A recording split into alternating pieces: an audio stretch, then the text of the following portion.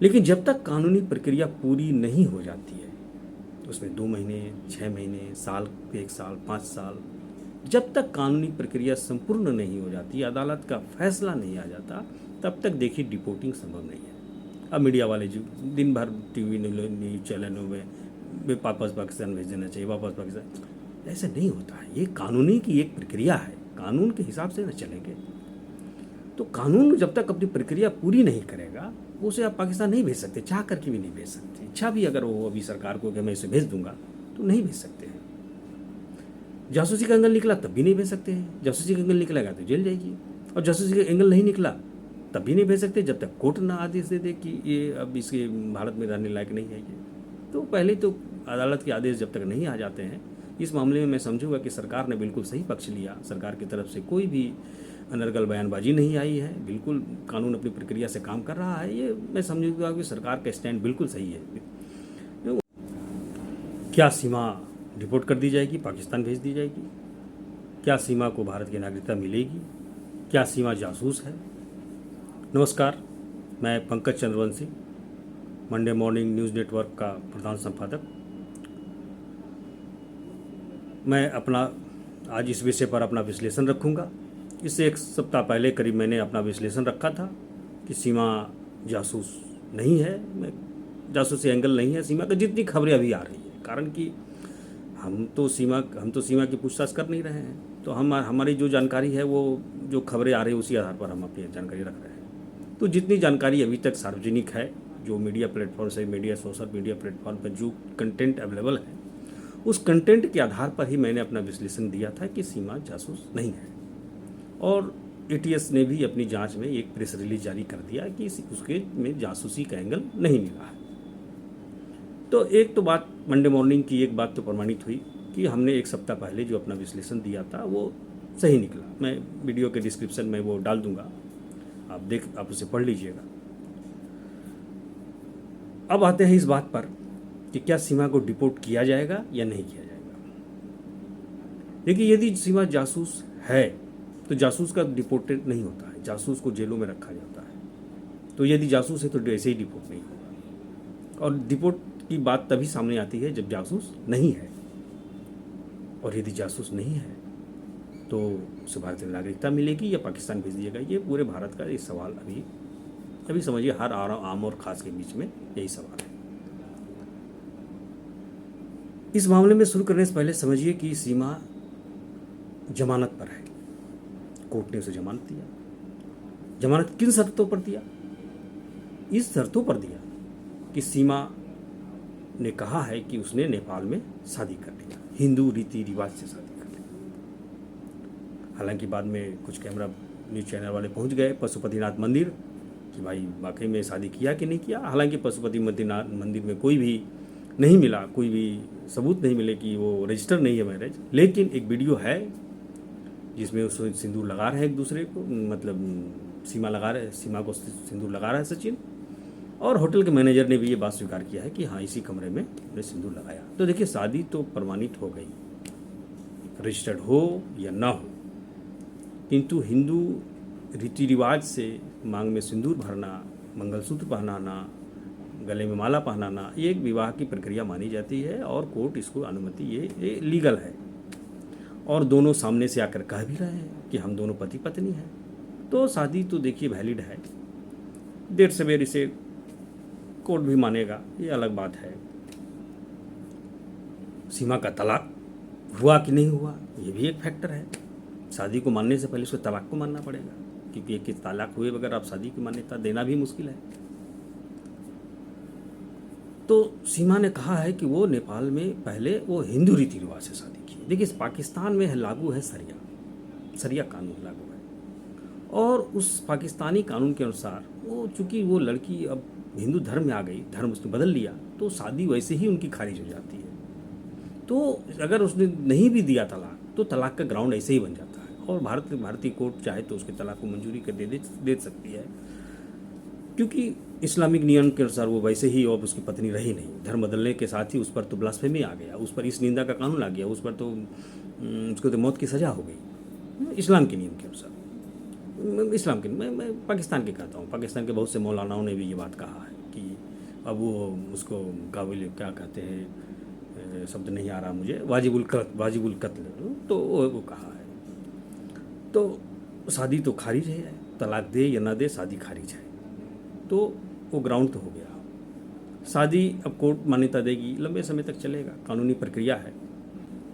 लेकिन जब तक कानूनी प्रक्रिया पूरी नहीं हो जाती है, उसमें 2 महीने, 6 महीने, साल, 1 साल, 5 साल, जब तक कानूनी प्रक्रिया संपूर्ण नहीं हो जाती, अदालत का फैसला नहीं आ जाता, तब तक देखिए डिपोर्टिंग संभव नहीं है। अब मीडिया वाले जो दिन भर टीवी न्यूज़ चैनलों में वापस पाकिस्तान भेज देना चाहिए, वापस पाकिस्तान, ऐसे नहीं होता है। ये कानूनी की एक प्रक्रिया है, कानून के हिसाब से न चलेंगे तो कानून जब तक अपनी प्रक्रिया पूरी नहीं करेगा, उसे आप पाकिस्तान नहीं भेज सकते, चाह करके भी नहीं भेज सकते। इच्छा भी अगर वो अभी सरकार को कि मैं इसे भेज दूंगा, तो नहीं भेज सकते हैं।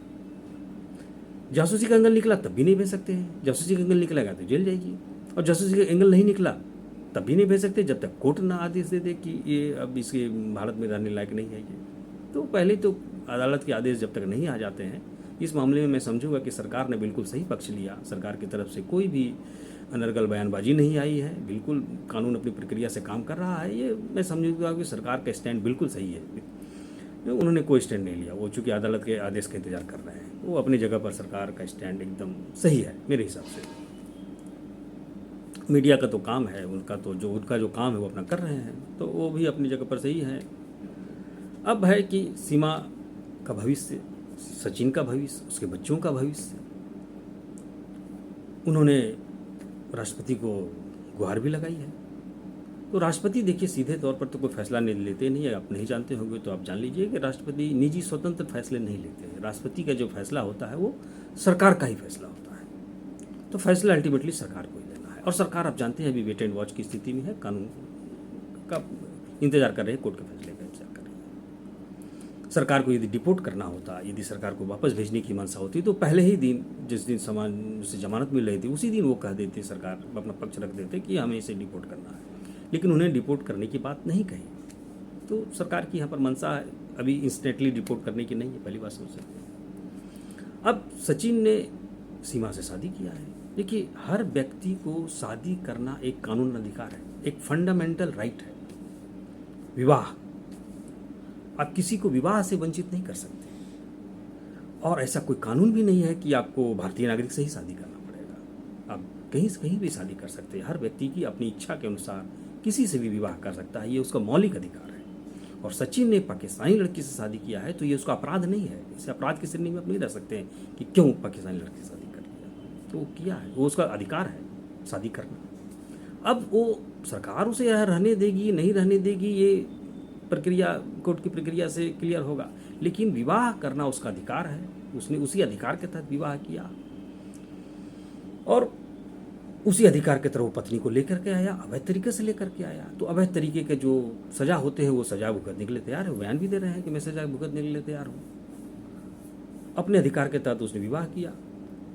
तो एक सीमा सचिन की पत्नी है, ये उसका अधिकार है भारत में रहने का, अधिकार मांगने का कि मैं उसकी पत्नी हूँ, उसी अधिकार की तरह मुद्रा रहने दिया जाए। कुछ लोग कहते हैं कि बयान आता है कोई भी ऐरा गैरा देश में प्रवेश कर जाएगा। ऐरा गैरा नहीं कह सकते, वो पत्नी है, एक भारतीय नागरिक की पत्नी है। ऐरा गैरा अब कहते हैं कि शादी मान्यता, शादी की मान्यता आप दें या न दें, लेकिन हिंदू रीति रिवाजों से वो शादी मान्य है। उन्होंने मांग भरा, सिंदूर दिया, तो हिंदू रीति रिवाज से जो शादी होता है, जैसे कोर्ट तो आज आया ना, हजारों लाखों वर्षों से हिंदू तो ऐसे ही शादी कर रहे थे। कोर्ट के अस्तित्व आने से पहले तो आज से ज़्यादा पीछे जाने की ज़रूरत नहीं है, 150 साल पीछे ही जाएंगे तो आपको किसी के मैरिज सर्टिफिकेट नहीं मिलेंगे। क्या वो सब शादी अमान्य है? नहीं, शादी अमान्य नहीं है, शादी मान्य है। तो शादी किया है, ये बात तो फैक्ट है। तो अब आप उसे कहेंगे कोई भी ऐरा गहरा आ जाएगा। ऐरा गहरा वो पत्नी है, वो पत्नी की हैसियत से आई है, ऐरा गहरा नहीं कर सकते उसे। और यदि और भी कुछ लोगों का साथ इस तरह से बहुत से लोग आ जाएंगे तो आ जाए। यदि कोई शादी करके विवाह करके आना चाहे तो बहुत से लोग भी आ जाएंगे, या बहुत से लोगों को भी शरण देना पड़ेगा, क्योंकि विवाह पत्नी का दर्जा अगर यदि कोई प्राप्त कर ले कि वो मेरी पत्नी है, तो उसे शरण देना पड़ेगा। क्योंकि शादी कोई ऐसी मजाक नहीं है कि बस, और खास करके हिंदू में एक ही शादी कर सकते हैं, 2 शादी तो कर नहीं सकते।